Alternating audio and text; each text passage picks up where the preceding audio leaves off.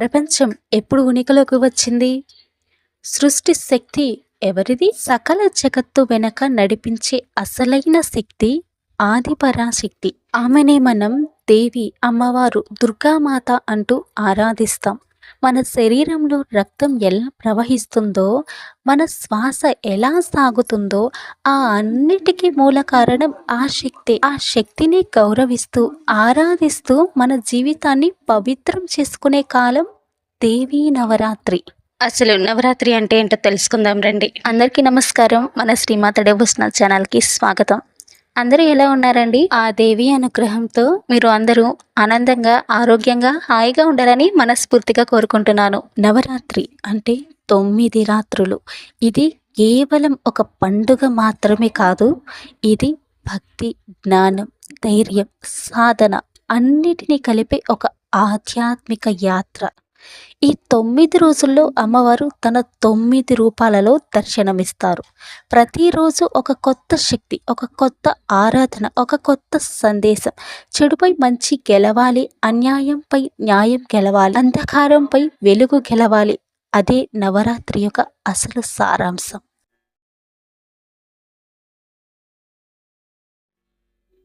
ప్రాచీన కాలంలో దేవతలు, అసురులు తరచు యుద్ధం చేసేవారు. అసురులలో ఒకడు మహాబలవంతుడైన రాక్షసుడు మహిషాసురుడు. మహిషాసురుడు సాధన చేసి బ్రహ్మదేవుడిని ప్రసన్నం చేసుకున్నాడు. దేవతలు, మానవులు నన్ను ఎవ్వరూ చంపలేరు అని వరం కోరాడు. బ్రహ్మదేవుడు వరం ఇచ్చాడు. ఆ వరం తోడు మహిషాసురుడు స్వర్గాన్ని జయించాడు. ఇంద్రునితో సహా అందరి దేవతలను తరిమి కొట్టాడు. మానవ లోకాలను తన నియమాలలో పెట్టాడు. అసహ్యమైన దాడికి గుర్తైన దేవతలు, మహర్షులు బ్రహ్మ, విష్ణు, శివుడి దగ్గరకు వెళ్ళారు. అందరూ ఒకే స్వరం పలికారు: మహిషాసురుణ్ణి ఎవరూ జయించలేరు. ఆయుధాలు పనికిరావు, శక్తులు పనికిరావు. ఇప్పుడు ఒక్కటే మార్గం ఉంది. దేవి శక్తి స్వరూపం ప్రబలాలి. అప్పుడు బ్రహ్మ, విష్ణు, మహేశ్వరులు తమ శక్తులను ఒకటిగా కలిపారు. వారి ముఖాల నుండి జ్వాలలు వెలువడ్డాయి. ఆ జ్వాలలు కలిసి ఒక మహా దివ్య రూపాన్ని సృష్టించాయి. ఆ రూపమే దుర్గాదేవి. ఆమె ఒక దైవ శక్తి సమాహారం. దేవతలు ఒక్కొక్కరు ఆయుధాలు ఇచ్చారు. శివుడు త్రిశూలం, విష్ణువు సుదర్శన చక్రం, వాయుదేవుడు విల్లు, బాణాలు, అగ్నిదేవుడు శక్తి ఆయుధం, వరుణదేవుడు శంఖం, ఇంద్రుడు వజ్రాయుధం, హిమవంతుడు సింహవాహనం. అలా అన్ని శక్తులు కలిసిన రూపం మహాదేవి దుర్గామాత. మహిషాసురుడు సైన్యంతో సహా యుద్ధానికి దిగాడు. ఆకాశం కంపించింది, భూమి కదిలింది, దేవతల శంఖాలు మోగాయి. దేవి సింహంపై అరూఢురాలై యుద్ధ భూమిపై ప్రవేశించింది. ఆమె ఒక్క గర్జనతోనే రాక్షసుల గుండెల్లో భయం పుట్టింది. 9 రోజుల పాటు ఘోర యుద్ధం జరిగింది. ప్రతిరోజు దేవి కొత్త రూపం తీసుకుంది.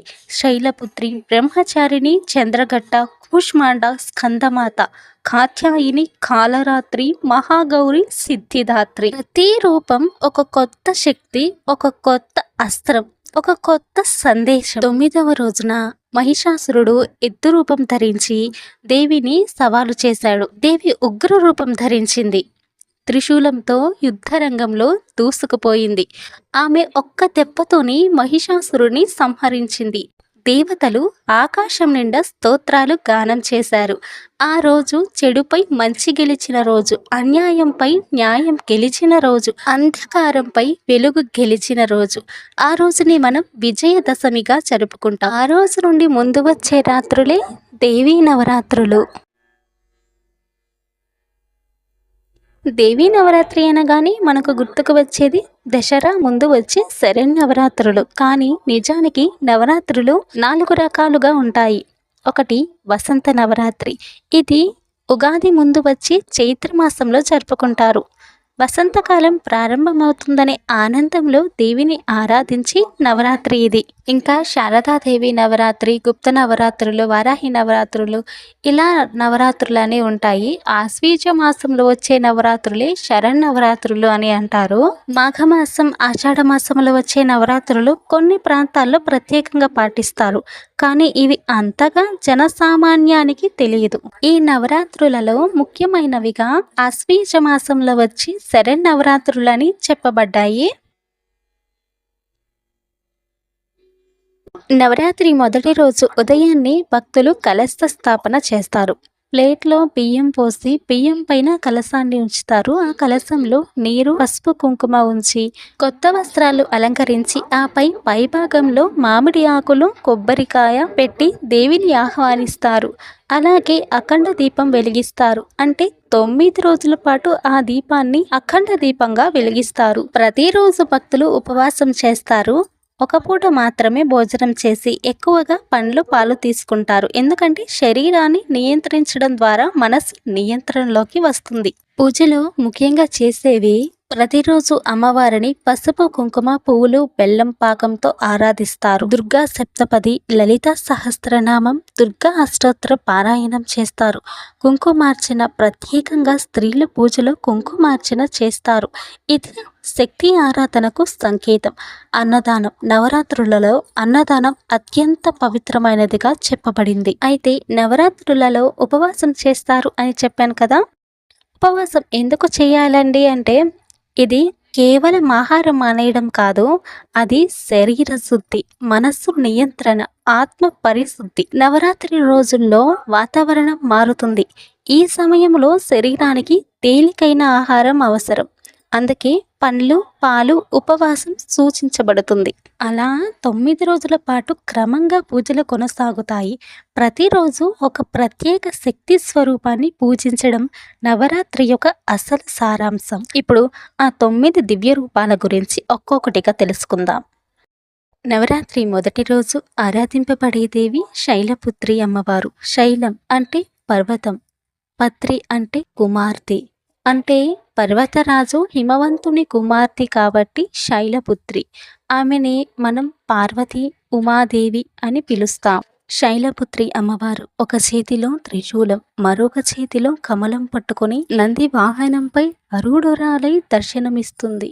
ఆమె భక్తులకు స్థిరత్వం, ధైర్యం, విశ్వాసం ప్రసాదిస్తుంది. ఈ దేవిని ఆరాధించే విధానం. నవరాత్రి మొదటి రోజు భక్తులు కలశ స్థాపన చేసి శైలపుత్రిని పువ్వులు, బెల్లం పాకం, పాలు సమర్పించి ఆరాధిస్తారు. ఆ రోజున ప్రత్యేకంగా ఎరుపు మందారాలతో అమ్మవారిని పూజిస్తారు. నైవేద్యంగా నెయ్యితో చేసిన వంటకాలు ఎక్కువగా సమర్పిస్తారు. ఈ రోజు జపించవలసిన మంత్రం ఓం దేవి శైలపుత్రే నమః అనే ఈ మంత్రాన్ని 21 సార్లు కానీ 108 సార్లు కానీ ఈ నవరాత్రి మొదటి రోజున జపించాలి. శైలపుత్రిని ఆరాధిస్తే భక్తుని మనసులో స్థిరత్వం వస్తుంది. కష్ట సమయంలో ధైర్యం కలుగుతుంది.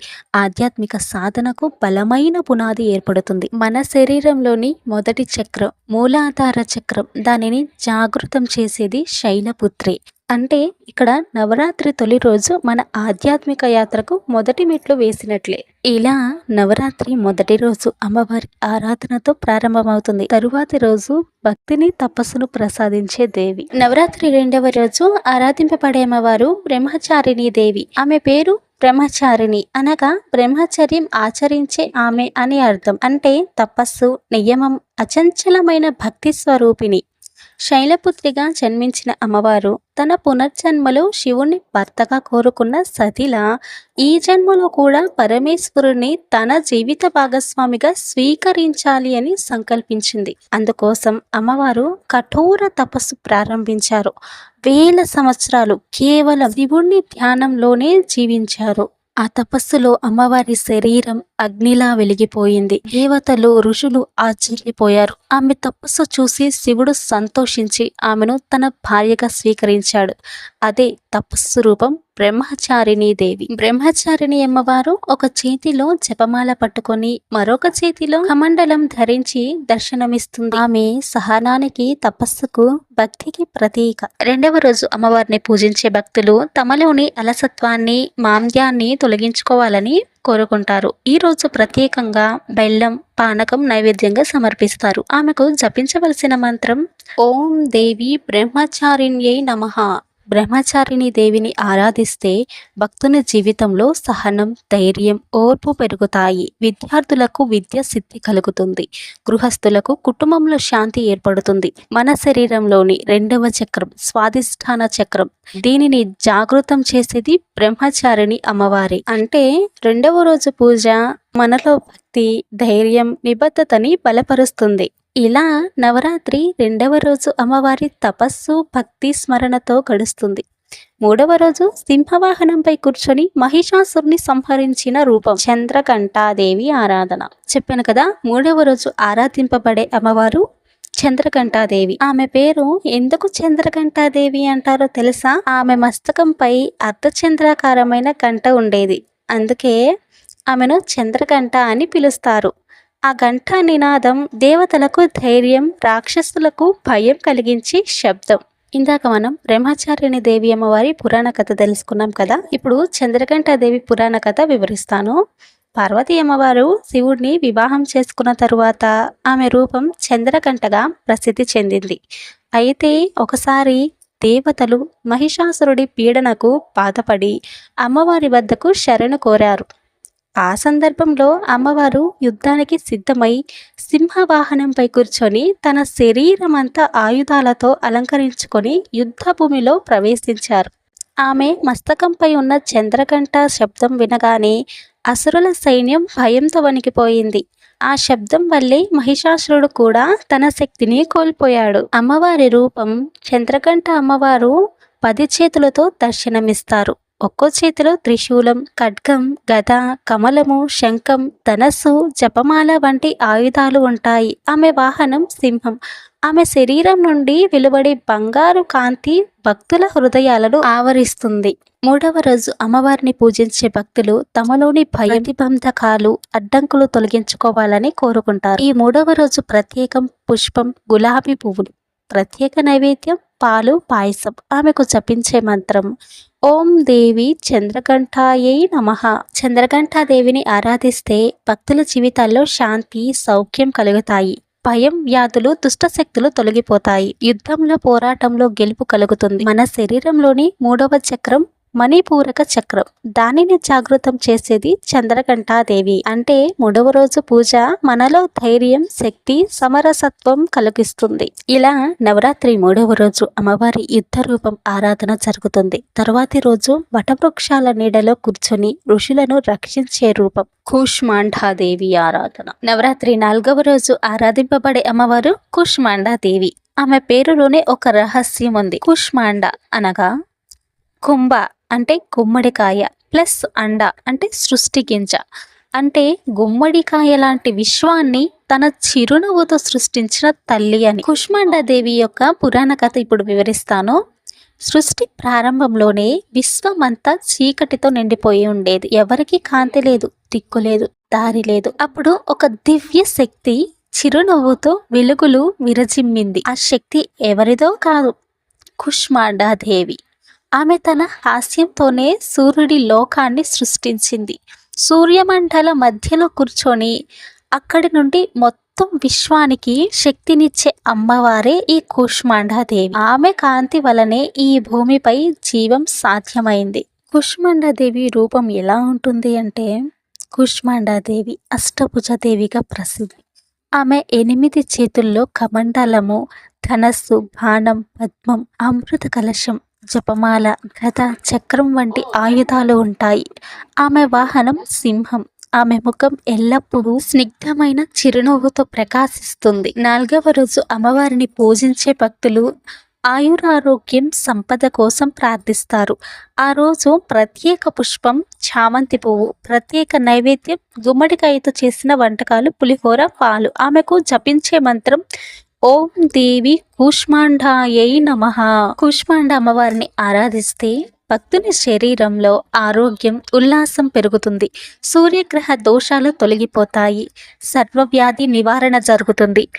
మన శరీరంలోని 4వ చక్రం అనాహత చక్రం, హృదయ చక్రం అంటారు. దీనిని జాగృతం చేసేది కుష్మాండ అమ్మవారే. అంటే 4వ రోజు పూజ మనలో ప్రేమ, ఆరోగ్యం, ఆనందం నింపుతుంది. ఇలా 4వ రోజు విశ్వ సృష్టికర్త స్వరూపిణి కూష్మాండ అమ్మవారి ఆరాధన జరుగుతుంది. తర్వాతి రోజు తన భక్తులను రక్షించేందుకు సింహవాహనంపై కూర్చొని ఖడ్గాన్ని ధరించిన రూపం స్కందమాతాదేవి ఆరాధన. నవరాత్రి 5వ రోజు ఆరాధింపబడే అమ్మవారు స్కందమాతాదేవి. ఆమె పేరులోనే అర్థం ఉంది. స్కందమాత అంటే స్కందుని తల్లి. స్కందుడు ఎవరో తెలుసా? ఆయనే కుమారస్వామి, సుబ్రహ్మణ్యుడు, కార్తికేయుడు. అంటే అమ్మవారు తన ఒడిలో స్కందుడిని మోసుకుని దర్శనమిస్తారు. స్కందమాత యొక్క పురాణ కథ ఇప్పుడు వివరిస్తాను. ఒకసారి తారకాసురుడు అనే రాక్షసుడు దేవతలకు భయంకరమైన సమస్యగా మారాడు. అతన్ని ఎవ్వరూ జయించలేకపోయారు. దేవతల ప్రార్థనతో పార్వతీదేవి ఒడిలో పుట్టిన కుమారుడు స్కందుడు. స్కందుడు శివశక్తి రూపంలో జన్మించాడు. తరువాత తారకాసురుడిని వధించాడు. అందుకే తల్లిగా పార్వతీ అమ్మవారు స్కందమాత రూపంలో ప్రసిద్ధి చెందారు. అమ్మవారి రూపం ఎలా ఉంటుంది అంటే 5 చేతులతో దర్శనమిస్తారు. ఒక చేతిలో కమలము, మరో చేతిలో స్కందుని ఒడిలో మోసి మిగతా చేతులతో ఆశీర్వదిస్తూ ఆయుధాలను ధరించి ఉంటారు. ఆమె వాహనం సింహం. కానీ కొన్నిసార్లు పద్మాసనంలో కమలంపై కూర్చొని కూడా దర్శనమిస్తారు. అందుకే ఆమెను పద్మాసనాదేవి అని కూడా పిలుస్తారు. ఆమె ముఖం ప్రశాంతంగా భక్తులను రక్షించే తల్లిగా ఉంటుంది. ఈ అమ్మవారి ఆరాధన విధానం: 5వ రోజు అమ్మవారిని పూజించే భక్తులు సంతాన లాభం, కుటుంబ సుఖం, స్నేహభావం కోసం ప్రార్థిస్తారు. రోజు ప్రత్యేకంగా ఎరుపు పువ్వులతో పూజ చేస్తారు. ప్రత్యేక నైవేద్యం బెల్లంతో చేసిన వంటకాలు, చక్కెరతో పాలు. ఆమెకు జపించే మంత్రం ఓం దేవి స్కందమాతాయై నమః. ఈ స్కందమాత దేవిని ఆరాధిస్తే భక్తుని ఇంటిలో శాంతి, సమృద్ధి, సంతాన లాభం కలుగుతాయి. తల్లి కరుణ దృష్టి ఎప్పుడు ఉంటుందనే నమ్మకం. మన శరీరంలోని 5వ చక్రం విశుద్ధి చక్రం, గలచక్రం అని కూడా అంటారు. దానిని జాగృతం చేసేది స్కందమాత అమ్మవారే. అంటే 5వ రోజు పూజ మనలో భక్తి, విశ్వాసం, తల్లితనం, రక్షణ కలిగిస్తుంది. ఇలా నవరాత్రి 5వ రోజు కుమారస్వామి తల్లిగా భక్తులందరినీ తన పిల్లలుగా రక్షించే స్కందమాతాదేవి ఆరాధన జరుగుతుంది. నవరాత్రి 6వ రోజు ఆరాధింపబడే అమ్మవారు కాత్యాయని దేవి. ఆమెను మహిషాసుర మర్దిని అని కూడా పిలుస్తారు. ఎందుకంటే ఆమె మహిషాసురుడిని సంహరించిన శక్తి రూపిణి. కాత్యాయని అమ్మవారికి కాత్యాయని అనే పేరు ఎలా వచ్చిందో మీకు తెలుసా? ఇప్పుడు పురాణ కథలో వివరిస్తాను. ఒకసారి మహిషాసురుడు అనే రాక్షసుడు తన తపస్సుతో బ్రహ్మదేవుడి నుండి వరం పొందాడు. ఏ దేవుడు నన్ను చంపకూడదు అని వరం కోరాడు. ఆ వరం వల్ల అతడు దేవలోకాన్ని ఆక్రమించాడు. తరువాత బ్రహ్మ, విష్ణువు, శివుడు తమ తమ శక్తులను కలిపి ఒక దివ్య శక్తి రూపాన్ని సృష్టించారు. అది ఎవరో కాదు, దుర్గాదేవి. ఆమె కాత్యాయన మహర్షి యజ్ఞంలో పుట్టినందుకు కాత్యాయని అనే పేరు వచ్చింది. కాత్యాయని దేవి తన సింహంపై ఎక్కి మహిషాసురుడితో 9 రోజులు 9 రాత్రులు యుద్ధం చేసి చివరకు 10వ రోజు అతన్ని సంహరించింది. ఆ రోజు నుండే విజయదశమి పండుగ మొదలైంది. ఈ కాత్యాయని అమ్మవారు ఎలా ఉంటారు అంటే కాత్యాయని దేవి 4 చేతులతో దర్శనమిస్తారు. ఒక చేతిలో ఖడ్గం, ఒక చేతిలో కమలము, మిగతా 2 చేతులతో ఆశీర్వదిస్తూ ఉంటారు. ఆమె వాహనం సింహం. ఆమె కళ్ళల్లో ధైర్యం, ముఖంలో కరుణ, చేతిలో శక్తి ఉంటుంది. అమ్మవారిని ఆరాధించే విధానం: 6వ రోజు అమ్మవారిని పూజించే భక్తులు ధైర్యం, శౌర్యం, వివాహ సాఫల్యం కోసం ప్రార్థిస్తారు. ప్రత్యేకంగా అవివాహిత యువతులు కాత్యాయని పూజ చేస్తే మంచి వరుడు లభిస్తాడని విశ్వాసం ఉంది. ఆ రోజు ప్రత్యేక పుష్పం ఎరుపు గులాబీ, ప్రత్యేక నైవేద్యం బెల్లం, తేనెతో చేసిన మిఠాయిలు. ఆమెకు జపించే మంత్రం ఓం దేవి కాత్యాయన్యై నమః. కాత్యాయని అమ్మవారిని ఆరాధిస్తే విజయం, ధైర్యం, శౌర్యం, వివాహ యోగం కలుగుతాయి. మన శరీరంలో 6వ చక్రం ఆజ్ఞా చక్రం, భూమధ్య చక్రం, దానిని జాగృతం చేసేది కాత్యాయని అమ్మవారే. అంటే 6వ రోజు పూజ మనలో విజయం, ధైర్యం, ఆధ్యాత్మిక శక్తి నింపుతుంది. ఇలా నవరాత్రి 6వ రోజు రాక్షస సంహారిణిగా భక్తులందరికీ ధైర్యం నింపే కాత్యాయని దేవి ఆరాధన జరుగుతుంది. తరువాతి రోజు భయానక స్వరూపం ధరించిన కాలరాత్రి దేవి ఆరాధన ఉంటుంది. నవరాత్రి 7వ రోజు ఆరాధింపబడే అమ్మవారు కాలరాత్రి దేవి. ఆమెను మహాకాళి, శుభంకరి అని కూడా పిలుస్తారు. కాలరాత్రి రూపం భయంకరంగా కనిపించిన ఆమె అంతరంగం మాత్రం అపారమైన దయతో నిండి ఉంటుంది. కాలరాత్రి దేవి పురాణ కథ ఇప్పుడు వివరిస్తాను. ఒకసారి రక్తబీజుడనే రాక్షసుడు, అతనిని ఎవ్వరూ జయించలేకపోయారు. ఎందుకంటే అతని రక్తపు ఒక్క బిందువు నేలపై పడినా అక్కడ మరో రక్తబీజుడు పుడతాడు. దేవతలంతా భయంతో వణికిపోయారు. అప్పుడు దుర్గాదేవి తన రౌద్ర స్వరూపమైన కాలరాత్రి రూపాన్ని ధరించింది. ఆమె తన భయంకరమైన రూపంతో, నల్లని శరీరంతో, పెద్ద కళ్ళతో, రక్తం నిండిన నోటితో, 4 చేతుల్లో ఖడ్గం, త్రిశూలం, వజ్రాయుధం ధరించి దర్శనమిచ్చింది. ఆమె రక్తబీజాసురుణ్ణి జయించడానికి ఒకే మార్గం ఎంచుకుంది. అతని రక్తపు చుక్కలు నేలపై పడకుండా తన నోటిలోనే అన్ని పీల్చేసింది. అలా అతన్ని సంహరించింది. అమ్మవారి రూపం ఎలా ఉంటుంది అంటే కథ వినగానే మీకు అమ్మవారి రూపం అర్థమయ్యే ఉంటుంది. కానీ ఇంకా వివరంగా వివరిస్తాను. కాలరాత్రి అమ్మవారు గాఢ నల్ల శరీరం, 4 చేతులు, వాహనం గాడిద, గజకేసి అంటారు. రూపం భయంకరంగా ఉన్న ఆమెను ఆరాధించే భక్తులకు మాత్రం శాంతి, రక్షణ, ధైర్యం ప్రసాదిస్తుంది. అందుకే ఆమెను శుభంకరి అని కూడా పిలుస్తారు.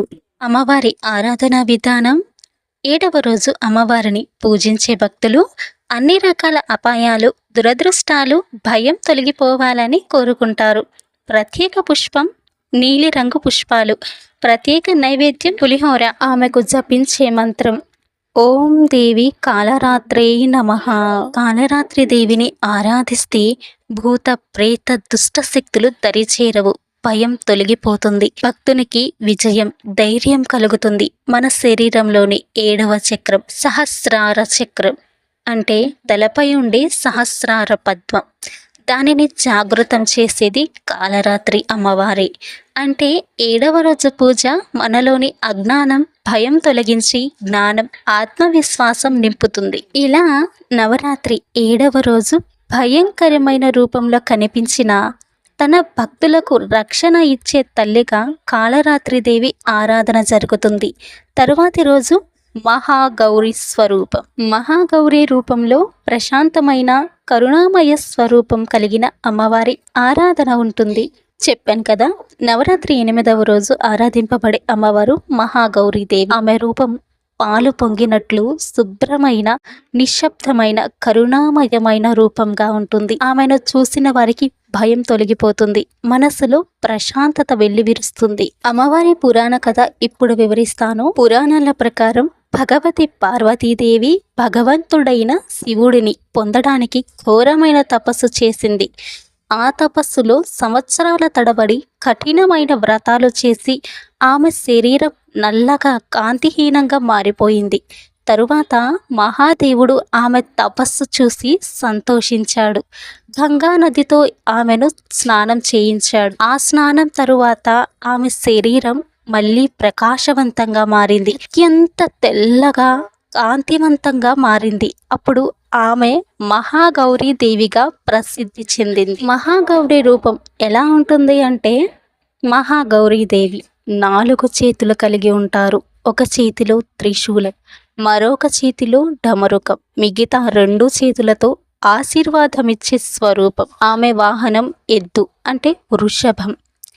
ఆమె శరీర కాంతి చంద్రుని కాంతికి సాటిగా ఉంటుంది. అందుకే ఆమెను ప్రశాంతి, పవిత్రతకు ప్రతీకగా భావిస్తారు. అమ్మవారి ఆరాధన విధానం: 8వ రోజు అమ్మవారిని పూజించే భక్తులు పాపాలు తొలగిపోవాలని, పవిత్ర జీవితాన్ని పొందాలని ప్రార్థిస్తారు. ప్రత్యేకంగా మహాగౌరి అమ్మవారి కృపతో అవివాహిత యువతులకు సుశీల వరుడు లభిస్తాడని విశ్వాసం ఉంది. ఆ రోజు ప్రత్యేక పుష్పం, తెల్లని జాజి, మల్లె, ప్రత్యేక నైవేద్యం, పాలు, పెరుగు, చక్కెరతో చేసిన వంటకాలు. ఆమెకు జపించే మంత్రం ఓం దేవి మహాగౌర్యై నమః. మహాగౌరిని ఆరాధిస్తే పాప పరిహారం, పవిత్రత, సౌందర్యం, సద్వివాహం కలుగుతాయి. మన శరీరంలోని 8వ చక్రం, 8వ శక్తి కేంద్రం ఆజ్ఞాచక్రం. దానిని జాగృతం చేసేది మహాగౌరి అమ్మవారే. అంటే 8వ రోజు పూజ మనలోని మానసిక కలుషాలు తొలగించి శాంతి, పవిత్రత నింపుతుంది. ఇలా నవరాత్రి 8వ రోజు శుభ్రత, పవిత్రత, ప్రశాంతత కలిగించి మహాగౌరీదేవి ఆరాధన జరుగుతుంది. తరువాతి రోజు విజయాన్ని, సిద్ధిని ప్రసాదించే సిద్ధిదాత్రీదేవి ఆరాధన ఉంటుంది. నవరాత్రి 9వ రోజు ఆరాధింపబడే అమ్మవారు సిద్ధిదాత్రీదేవి. ఆమె అనుగ్రహంతోనే సమస్త సిద్ధులు లభిస్తాయి. అందుకే ఆమెను సిద్ధిదాత్రి అని పిలుస్తారు. అమ్మవారి పురాణ కథ వివరిస్తాను. పురాణాల ప్రకారం బ్రహ్మదేవుడు సృష్టిని సృష్టించాలి అనుకున్నప్పుడు అవసరమైన శక్తి, సామర్థ్యం ఆయనలో లేదు. అప్పుడు ఆదిపరాశక్తి అయిన అమ్మవారు సిద్ధిదాత్రి రూపంలో ప్రత్యక్షమై ఆయనకు అష్టసిద్ధులు, నవరత్నాలు ప్రసాదించింది. ఆ శక్తితోని బ్రహ్మ సృష్టి కార్యాన్ని ప్రారంభించగలిగాడు. మరొక కథలో శివుడు విశ్వాన్ని రక్షించడానికి అమ్మవారి అనుగ్రహం కోసం తపస్సు చేశాడు. సిద్ధిదాత్రి తల్లి కృప వల్లే శివుడు అర్ధనారీశ్వరుడు అయ్యాడని కొన్ని పురాణాల్లో చెప్తారు. అమ్మవారి రూపం ఎలా ఉంటుంది అంటే, సిద్ధిదాత్రి దేవి 4 చేతులు కలిగి ఉంటారు. ఒక చేతిలో చక్రం, మరొక చేతిలో శంఖం, 3వ చేతిలో గద, 4వ చేతిలో పద్మం. ఆమె వాహనం సింహం. ఆమె ముఖం చందమామ వలె ప్రకాశిస్తుంది. ఆమెను దర్శించుకునే వారికి అపారమైన శక్తి, విజయాలు కలుగుతాయి. 9వ రోజు అమ్మవారిని ఆరాధించే భక్తులు విజయం, సిద్ధులు, శాశ్వత ఆనందం కోరుకుంటారు. ఈ రోజున కన్య పూజ అంటే కుమారికల పూజ అత్యంత ముఖ్యమైనది. ఎందుకు అంటే చిన్న బాలికల రూపంలో అమ్మవారే ప్రత్యక్షమవుతారని విశ్వాసం ఉంది. ఈ రోజు పూజలో ప్రత్యేక పుష్పం ఎర్రని గులాబీలు, ప్రత్యేక నైవేద్యం పూర్ణ బూరెలు, అమ్మవారికి జపించే మంత్రం ఓం సిద్ధిదాత్రేయ నమః. సిద్ధిదాత్రి దేవిని ఆరాధిస్తే అష్టసిద్ధులు కలుగుతాయి, అన్ని పనుల్లో విజయాలు లభిస్తాయి. సిద్ధిదాత్రి దేవి ఆరాధన వల్ల భక్తులు శాంతి, ఆనందం, విజయాలని పొందుతారు. మన శరీరంలోని 9వ శక్తి కేంద్రం సహస్రార పద్మం. దానిని పూర్తిగా వికసింపజేసేది సిద్ధిదాత్రి అమ్మవారి. అంటే 9వ రోజు పూజ మనలోని పరమ జ్ఞానాన్ని, దైవానుభూతిని ప్రసాదిస్తుంది. ఇలా 9వ రోజున అన్ని శుభాలను, విజయాలను ప్రసాదించి సిద్ధిదాత్రిదేవి ఆరాధన జరుగుతుంది. ఇంతటితో 9 రోజుల నవరాత్రి ఉత్సవం పూర్తి అవుతుంది. ఈ 9 రోజులు అమ్మవారిని భక్తి శ్రద్ధలతో ఆరాధించిన వారికి సమస్త శుభాలు, విజయాలు తప్పకుండా కలుగుతాయి. నవరాత్రికి సంబంధించిన అమ్మవారి 9 రూపాల కథలు, అమ్మవారి మహిమ, అమ్మవారి పూజా విధానం అన్నీ ఇప్పుడు తెలుసుకున్నాం కదా. ఇప్పుడు నవరాత్రికి సంబంధించిన రహస్యాలు మరియు శాస్త్రీయ విశ్లేషణ ఇప్పుడు చెప్తాను. నవరాత్రి ఉత్సవాల్లో ప్రతి ఆచారానికి ఒక లోతైన శాస్త్రీయ అర్థం ఉంది. ఉపవాసం శరీరాన్ని శుద్ధి చేయడానికి, జీర్ణ వ్యవస్థకు విశ్రాంతి ఇవ్వడానికి ఉపయోగపడుతుంది. శాస్త్రీయంగా ఇది డిటాక్సిఫికేషన్ ప్రక్రియ. స్త్రీశక్తి ఆరాధన మనిషి జీవితంలో శక్తి, ఎనర్జీ, జ్ఞానం, భక్తి సమన్వయంగా కావాలి అనే బోధనే. అమ్మవారిని 9 రూపాలలో ఆరాధించడం మనలోని 9 శక్తి కేంద్రాలను అంటే చక్రాలను మేల్కొలిపే సంకేతం. అందువల్ల నవరాత్రి కేవలం పూజల సమాహారం కాదు, అది ఒక ఆధ్యాత్మిక యాత్ర. శరీరం, మనస్సు, ఆత్మ ఈ మూడిటిని పవిత్రం చేసుకునే సమయం ఈ నవరాత్రి. నవరాత్రులు పూర్తయిన తర్వాతి రోజు 10వ రోజు విజయదశమి. ఈ రోజు శ్రీరాముడు రావణుడిపై గెలిచిన రోజు, దుర్గాదేవి మహిషాసురుడిని సంహరించిన రోజు. అంటే చెడుపై మంచి గెలిచిన రోజు, అజ్ఞానంపై జ్ఞానానికి విజయం కలిగిన రోజు. దసరా మనకు ఒక శాశ్వత సందేశం ఇస్తుంది. ధర్మం ఎప్పటికీ గెలుస్తుంది. భక్తితో ఆరాధించిన శక్తి మన జీవితాన్ని మారుస్తుంది. ఇలా నవరాత్రి 9 రోజుల ఆరాధన మన జీవితానికి శాంతి, సౌఖ్యం, విజయం ప్రసాదిస్తుంది. ఈ వీడియోని ఇంతవరకు పూర్తిగా చూస్తున్నందుకు ధన్యవాదాలు. అమ్మవారిపై మీకున్న భక్తి, ఇంత ఓపికతో మీరు ఈ వీడియోని పూర్తిగా చూశారంటే ఆ దేవి అనుగ్రహంతోనే చూడగలుగుతారు. ఆ దేవి అనుగ్రహం ఎప్పుడూ ఉండాలని కోరుకుంటూ అందరూ భక్తితో పలకండి. జయ జయ మహిషాసుర మర్ధిని, జయ జయ మహాగౌరి, జయ జయ సిద్ధిదాత్రి దేవి. ఈ వీడియో పూర్తి ఇన్ఫర్మేషన్ సేకరించి మీకు అందించడానికి చాలా రోజులు పట్టింది. ప్లీజ్ తప్పకుండా ఈ వీడియోలో మీకు ఏ పాయింట్ నచ్చినా కూడా తప్పకుండా లైక్ చేయండి. అలాగే వీడియోపై మీ అభిప్రాయాన్ని కామెంట్ చేయండి. ఈ వీడియోని అందరికీ షేర్ చేయండి. భక్తిని అందరితో పంచుకోండి. నవరాత్రికి సంబంధించిన అన్ని వీడియోలు నా ఛానల్లో వస్తాయి. తప్పకుండా నా ఛానల్ని సబ్స్క్రైబ్ చేసుకోండి. మీకు ఎప్పుడు ఏ డౌట్ వచ్చినా కూడా నాకు కామెంట్ చేయొచ్చు, లేదా ఇన్స్టాగ్రామ్లో కూడా మెసేజ్ చేయొచ్చు. ఇంకా ఇలాంటి మరిన్ని పూజ ఇన్ఫర్మేషన్స్ కోసం, పూజ కథల కోసం, ఫెస్టివల్ ఇన్ఫర్మేషన్స్ మీరు ముందే తెలుసుకోవాలనుకుంటే మా ఛానల్ని సబ్స్క్రైబ్ చేసుకోండి. పక్కనే ఉన్న బెల్ ఐకాన్ని క్లిక్ చేయండి. నేను చేసే ప్రతి వీడియో మీకు నోటిఫికేషన్గా వస్తుంది. ధన్యవాదాలు. Thank you for watching.